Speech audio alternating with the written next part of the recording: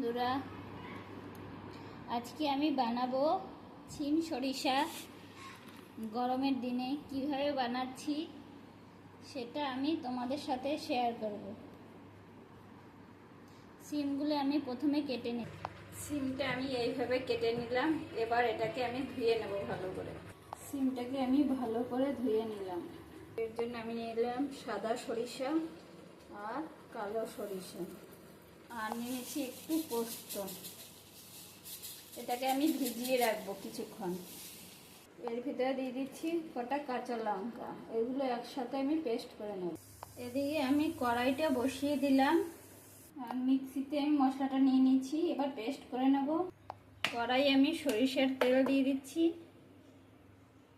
তেলটা গরম হয়ে গেছে, তাই আমি সিমগুলো দিয়ে দিচ্ছি।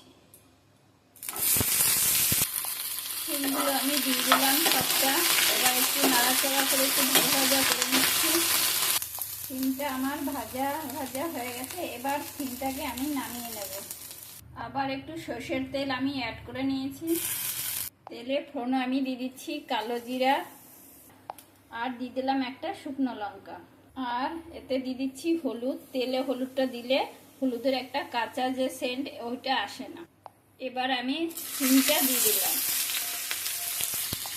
সিম দিয়ে ভালো করে একটু নাড়াচাড়া করে নিলাম।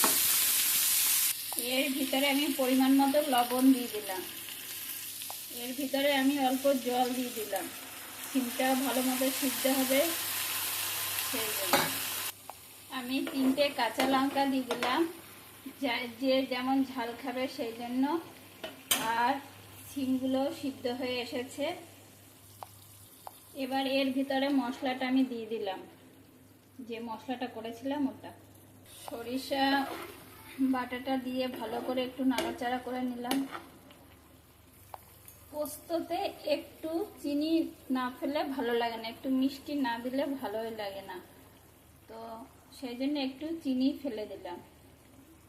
দেখো সরিষাটা হয়ে আসছে, সিম সরিষাটা মাখা মাখা হয়ে এসেছে। দেখো এবার আমি এটাকে তুলে নেব। এতে একটু সরিষার কাঁচা তেল দিলে আরও টেস্টটা দ্বিগুণ বেড়ে যায়, সেই জন্য আমি অল্প একটু কাঁচা তেল দিয়ে দিচ্ছি। তোমরা এইভাবে সিম সরিষা করে খেয়ে দেখবে, খুব সুন্দর, খুবই টেস্টি, খুবই সুস্বাদু। একবার খেলে গরম ভাতে বারবার খেতে চাইবে। ঠিক আছে? আর আমাকে লাইক, কমেন্ট, সাবস্ক্রাইব অবশ্যই করবে। তোমরা ভালো থাকবে এবং সুস্থ থাকবে। টাটা, বাই বাই, গুড নুন।